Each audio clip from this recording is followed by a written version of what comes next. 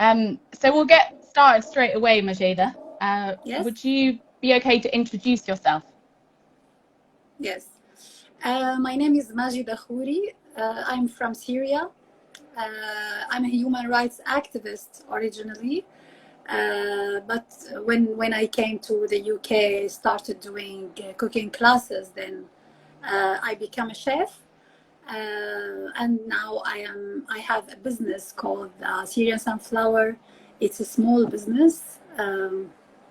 I am a mother of two boys.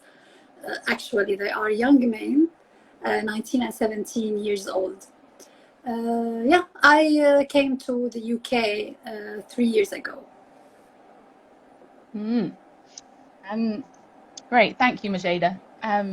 So it feels like quite a special opportunity to interview you today because you were one of the first ever Migrateful chefs, and it feels like Yes, you've been through quite a huge journey in that time of when I first met you. You didn't have your refugee status yet in the UK. You didn't have your boys with you, and you started these cookery classes, and you were so incredible at teaching. You really brought the idea to life for me. And it's been amazing to see how you've continued to use food as a way to set up your life here. So it'd be good just to hear a bit more about why food has been important to you in your setting up your life here. uh, actually, now you're back with me to the first time I met you, and I came to Migrateful. I was looking for a place to meet people, to highlight the human rights issue back in Syria, because I'm a human rights activist. So I was looking for this platform, and when one of my there is a common friend between me and you, Muna. She introduced me to you, and you introduced your project, and that you are helping asylum seekers. And also my language, if you remember, it was so bad at that time. So I need actually to speak English with people to make it better. And really, it was a very good opportunity for me to improve my language. Then when I started meeting you and the other chefs in the Wednesday, I think it was Tuesday meeting, every Tuesday meeting. Mm. Yeah, I felt like it's like my family, and the gorgeous chefs with you, they are really, maybe they were like, there is, I mean, we understand our problems, our common problems, because we were, sorry for the sound, because we were like all asylum seekers, and most of them were like, they spent a lot of time before they get their refugee status, but they supported me. And uh, and yes, it was incredible opportunity to make that event, to highlight what's happening inside Syria at that time. I was part of campaign to highlight the besieged area, Ghouta, Eastern Ghouta, and I Mm. did this event, and really it was very important to us, and the income of this event was really amazing. Mm. Yeah. Um, So I have a few memories of where I felt particularly inspired by you.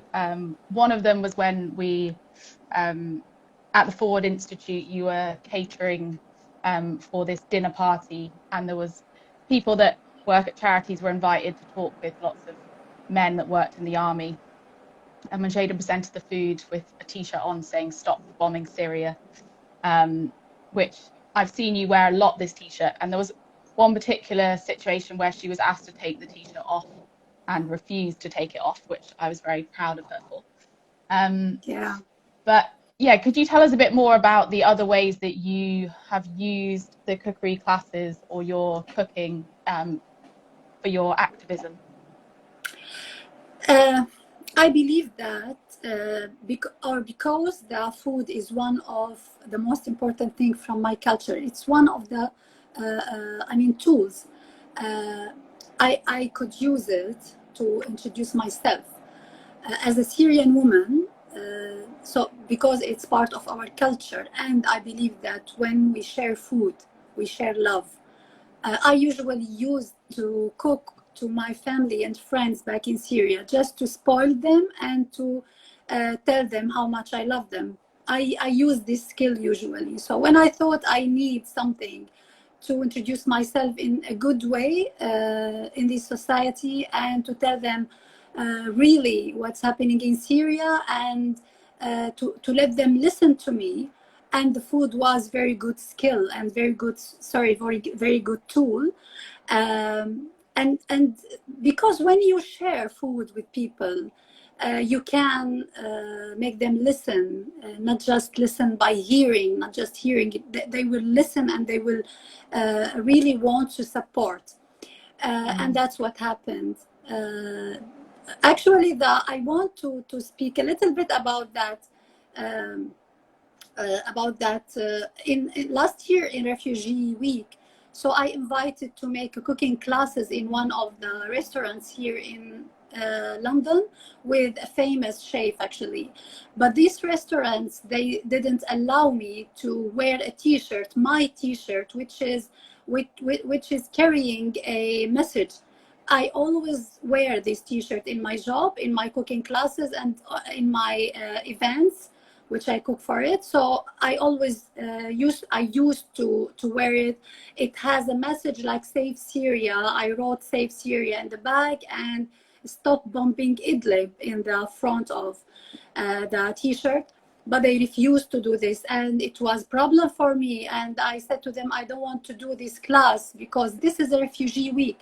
And this is for refugees to send their messages. If you want to support the refugee from the reason who made him or her refugee, so it will not work.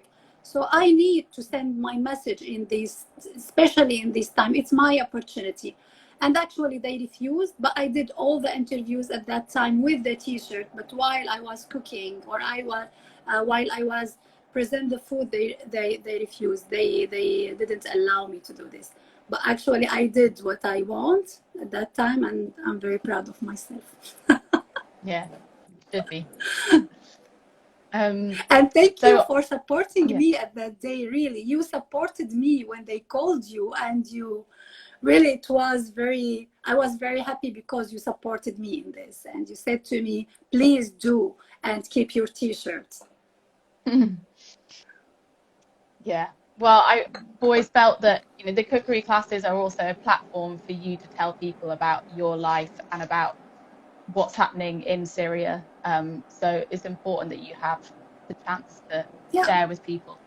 And on that note, it would be good to just hear what is happening in Syria at the moment, especially with the COVID pandemic. Yeah, actually, it's very bad circumstances inside. It's not a huge number of people who had COVID-19. We don't know actually, and I hope the number will be not too much big, because if there is a big number, there is no hospitals and no medical capacity to have them.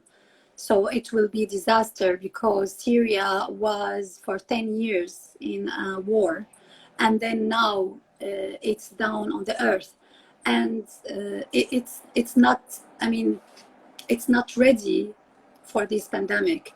So it will be another disaster. The people, because of the economic situation, so they are very, after 10 years of war, they lost most of their money, and now there is a lot of poor people inside Syria, and they need supporting. They need support from the whole world, and especially the United Nations. They have to look very well to Syria and to the people inside Syria in a separate way, in separate way, not to the regime, because if they support the regime, they in this way they will not support the Syrian people. No, they have to find a way to support the people through other organizations directly from them to the people, not through the regime, because he will not send this money to the people in need, actually, as he did for the last 50 years in Syria. So they have to know a correct way to send this money or to send this relief to the people in need in Syria, inside Syria, and in the camps around Syria, in Turkey, in Lebanon, in Jordan. So actually the situation in Lebanon is very bad, and for the Lebanese as well. So can you imagine the people in the camps? So really it's very hard for them to to deal with the disease or the pandemic. And how did you feel? Lots of people in this country are struggling with this complete change of lifestyle and a lot less freedoms than we had before. How does this compare for you to your experiences in Syria, or is there any kind of wisdom that you could share with our audience on how to manage these kind of difficult circumstances? Yeah, maybe we had this situation not because of the pandemic, it was because of the war and the situation, because I left Syria in 2016. So I left I was for more than 6 years inside the country. We were we had this isolation, or we isolated ourselves also for weeks, sometimes because of the bombing, because of the bad situation outside. So we are prepared to this, maybe. And the most important thing that to have something useful to do, to start thinking about plan B maybe in our lives. Not just, so I will talk about my experience now. So because in Syria, when I was living this isolation, I was thinking that the way, how can we keep going in our revolution, keep going in our movement against the regime, how can we save the people, how can we save ourselves. But now I think I started the isolation late, because I felt like I have a responsibility as well. When it starts to spread in London, so when the government said you have to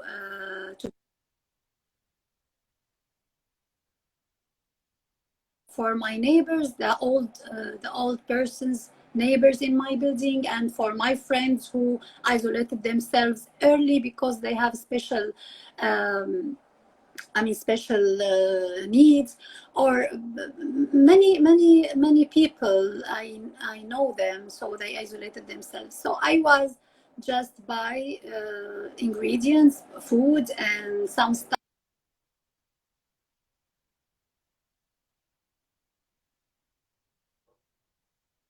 Had the COVID-19, me and my son, and we stay at home. For a month. Yeah. How are you finding the lockdown here in London, and how are your boys getting on? One of my boys, as me, so like me, we can't stay at home. It's very hard for us, but we did for 1 month.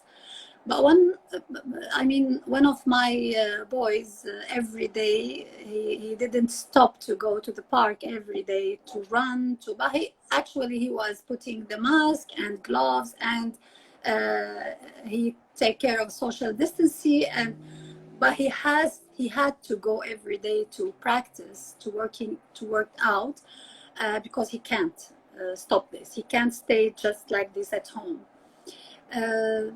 So for me, after a month, I started also working out in the park beside my house, That's it.